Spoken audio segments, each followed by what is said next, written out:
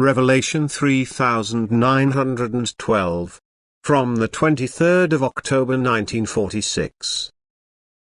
Destroying and destroying matter against God's order. As the spiritual in matter relates to itself, so is this matter also to be evaluated.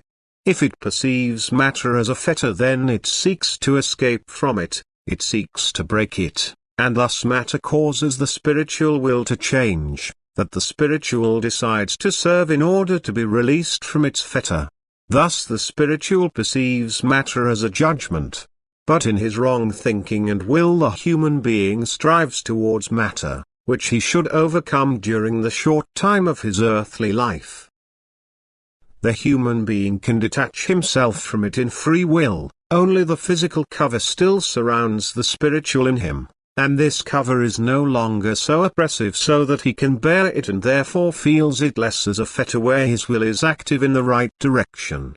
Only the wrongly directed will makes the fetter noticeable, because then it is shown to him through God's love and wisdom that his striving is a wrong one, because he is to recognize the worthlessness of matter in himself through physical strain in order to regard it as unimportant and only pay attention to the spiritual in himself.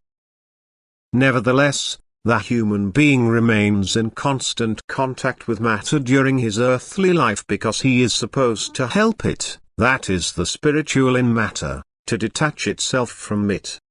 Because he is supposed to create an opportunity for matter to fulfill its serving purpose.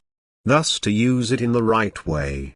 The love of the heart must not apply to matter, but the love for the unredeemed in matter should move the human being to utilize matter and to create forms from it again which are meaningful and purposeful for the preservation and existence of other creations, for human beings and animals. Therefore, the destruction of matter is contrary to God's order as long as the purpose of such destruction is not a reshaping into creations which are a blessing for the neighbor. Matter may only be desired and utilized in this sense, however, the human being should never seek to enrich himself with matter, its acquisition should never prevent him from spiritual striving, that is, he must never put the desire for earthly possessions before the striving for spiritual good. For then he fails to recognize the actual essence of matter, which contains immature spiritual substances that are still at the beginning of their development. The slow upward development of the spiritual substances, which are at the greatest distance from God, can only take place in the bound will, because if it abuses free will it would continue and never ever find its way back to God. The spiritual being's wrong will has to be steered into a direction which, however, it need not take if it wants to resist. A pressure must be exerted on the spiritual which the spiritual feels unbearably and from which it wants to escape. The spiritual, which is originally able to work freely, is prevented from working by a hard counter-will. And God himself opposes it with hard counter-will through matter, through an extremely hard external form, which the spiritual is unable to break through because it is completely without strength in its God-distant state. For the powerful spiritual, matter is no resistance but can be dissolved in a moment. The spiritual must therefore feel its powerlessness in matter, otherwise it would never strive towards the source of strength from eternity.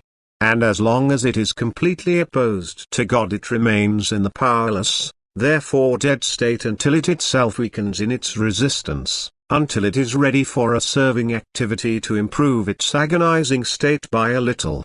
The harder matter is, the more God-resisting spiritual it holds, and the more harmful the striving for matter has an effect on the human being. Only when the resistance to God has diminished considerably is the external form also softer and more pliable, and the spiritual can escape its deformation in an ever shorter time, in order to finally undergo the last test of will on earth in the human being, where the spiritual is indeed still enclosed by a material shell, which, however, no longer exerts any compulsion on his will.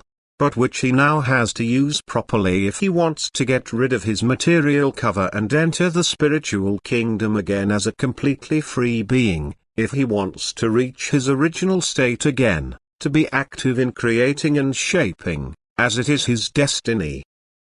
Amen.